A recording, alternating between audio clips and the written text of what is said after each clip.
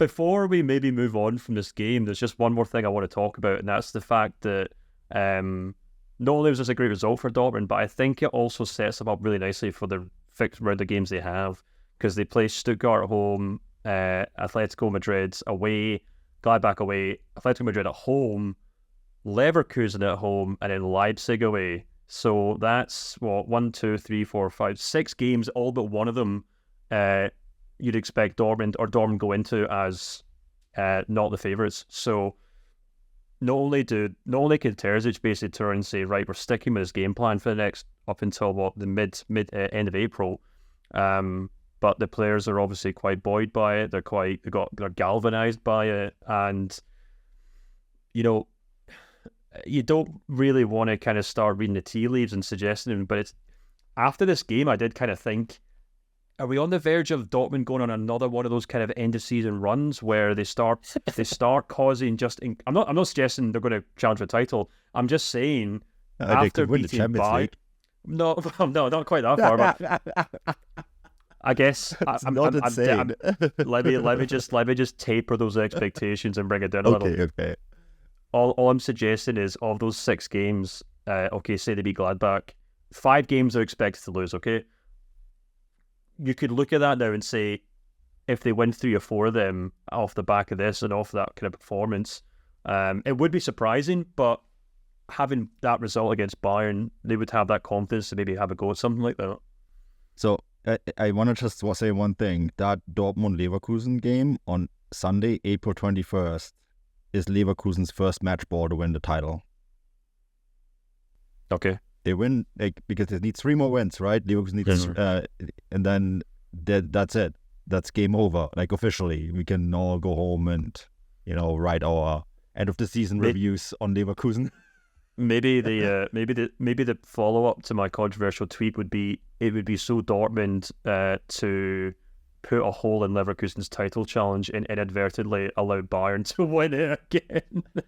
If that defeat led to Leverkusen just completely capitulating, but I think that shit's probably sailed. But I can certainly imagine Dortmund at least trying their best to get a couple of points of Leverkusen there, not to give away the title on their own ground.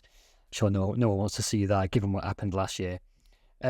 It's a massive month though, isn't it, for Dortmund? And I think I'd probably even go as far to say that this April could dictate to a large degree how we see Borussia Dortmund going forward as a club in years to come.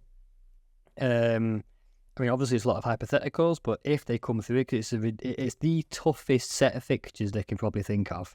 Even though they have probably got arguably the most doable Champions League tie, if that's how you can put it. If they come through all that well and they qualify for let's just say hypothetically they reach the Champions League semi-final and they finish 4th in the Bundesliga, I think that's an absolutely huge success out of this month. It'll say a lot about Edin Terzic, and it will give whoever is going to come in as sporting director next year, whether that is a Sven Mislintat working under a Sebastian Kehl, obviously it's all up in the air at the moment, gives them an awful lot of food for thought. It will also suggest that certain players have really made their mark. You'd expect big performances from the likes of Julian Brandt, from Jadon Sancho. Where does that leave him? Extend loan deal to Man United, then look to either bring him back or move him on for an even bigger fee somewhere else. All sorts of things going to be up in the air based on Borussia Dortmund's next month. I think it's easy to say today, after that performance in Munich, that there's a chance that they can do that. They can come through it well and get good results there. I think, if we're being honest, having watched Borussia Dortmund for the past few years, the likelihood is that they won't keep up that form consistently. And yeah, we'll see where it goes from there. But it's a massive month. I actually think that if Dortmund reach the semi-final of the Champions League, they will reach the final. Because they will play teams that they like to play against. Who will they get in the semi-final again? PSG or Barcelona? Yeah. Well, it's not crazy. We're getting a long way ahead of ourselves there. Let's see them beat Stuttgart first. See, that is what I don't think is going to happen. I don't think they're going to beat Stuttgart. because that's a completely Stuttgart are too good in midfield to be beaten by Borussia Dortmund, because like that's an entirely different beast, because Bayern Munich were sliced open, and yet maybe the game ends different with Pavlovic on that side, right? I do think maybe it might, but Stuttgart is not going to do them those kind of favors. Stuttgart will say, oh, you want to play defensively? Okay, well, fine. We're just going to pass the ball around until we find a hole, and then we're going to beat you, right? And I think it's a completely different beast, and I just don't see that maybe from the Champions League opponents that they're facing. So it's so tricky. This Dortmund team is just so weird, like they're great against big teams, and they're just kind of mid against everyone else. It'd be a difficult decision, though, again, hypothetically, if they were to finish fourth and either get past Atletico Madrid, that makes it very, very difficult to remove Edin Terzic, doesn't it? Yeah, you make a lot of money when you reach the semi-finals, too. That's another big aspect. It becomes a huge part. I think you're already over 40 million at that stage, right? And that's the sort of money that club hasn't seen in a long time from Champions League football. I think the other thing as well is like it's not even the Leverkusen or the Stuttgart game. For me, I think it's the Leipzig game is the important one in that run. Obviously, the Champions League stuff is important, but by that point, Leipzig would have played Freiburg, Wolfsburg, and Heidenheim, and I mean, I wouldn't put it past Freiburg to obviously put a real dent in their chances, and maybe Heidenheim too, but you'd expect them to probably beat Wolfsburg. So you'd think Leipzig could be, 3-5 points ahead of Dortmund at that point in fourth place. So that's the must-win game.